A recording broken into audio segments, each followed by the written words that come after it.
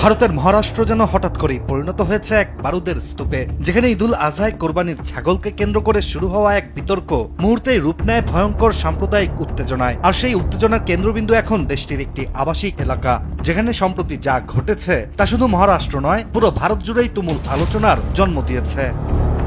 ঘটনার সূত্রপাত ঘটে ২৪ মে। অভিযোগ উঠে মধ্যপ্রাচ্যের একটি আবাসিক এলাকার ভেতরে কোরবানির জন্য আনা ৫০টির বেশি ছাগল রাখার উদ্দেশ্যে একটি অস্থায়ী শেড তৈরি করা হয়। কিন্তু স্থানীয় কিছু বাসিন্দা এবং হিন্দুত্ববাদী সংগঠনগুলোর দাবি, আবাসিক এলাকায় এভাবে পশু রাখা স্বাস্থ্য ঝুঁকি ও অস্বস্তির কারণ হতে পারে, যার থেকেই শুরু হয় আপত্তি, উত্তেজনা ও বাকবিতণ্ডা। এরপর ভারতের হিন্দুত্ববাদী সংগঠনগুলোর প্রতিবাদের মুখে সেই অস্থায়ী শেড ভেঙে ফেলা হলেও থামেনি বিতর্ক। এরপর পরিস্থিতি আরো বিস্ফোরক হয়ে ওঠে যখন দেশটির মুসলিম সম্প্রদায়ের বাসিন্দারা এই ঘটনার প্রতিবাদে একত্রিত হন। শুরু হয় দুই পক্ষের মধ্যে তর্ক বিতর্ক।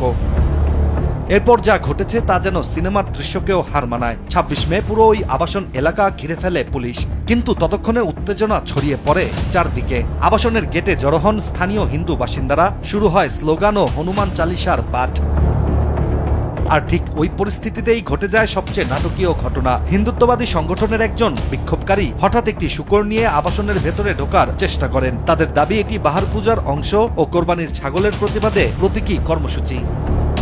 সামাজিক যোগাযোগ মাধ্যমে ভাইরাল হওয়া ভিডিওতে দেখা যায় বিক্ষোভকারীদের হাত থেকে শূকরটিকে ছিনিয়ে নিচ্ছে পুলিশ, যার পর শুরু হয় টানা হেঁচড়া। এক পর্যায়ে একজন পুলিশ কর্মকর্তা শূকরটিকে কোলে নিয়ে দৌড়ে ভিড়ের মাঝখান থেকে বেরিয়ে যান, যার পেছনে শত শত মানুষের চিৎকার, দৌড়ঝাঁপ, উত্তেজনা বাড়তে থাকে।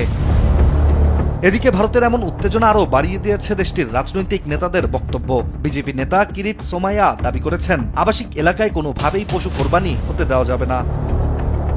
ভারতের অন্যতম জনবহুল রাজ্য মহারাষ্ট্রে ঈদের আয়োজনকে ঘিরে এমন উত্তেজনা নতুন করে প্রশ্ন তুলেছে দেশটির ধর্মীয় স্বাধীনতা, আবাসিক নিয়ম এবং সাম্প্রদায়িক সহাবস্থানের সীমারেখা নিয়ে। ইস্তিয়াক।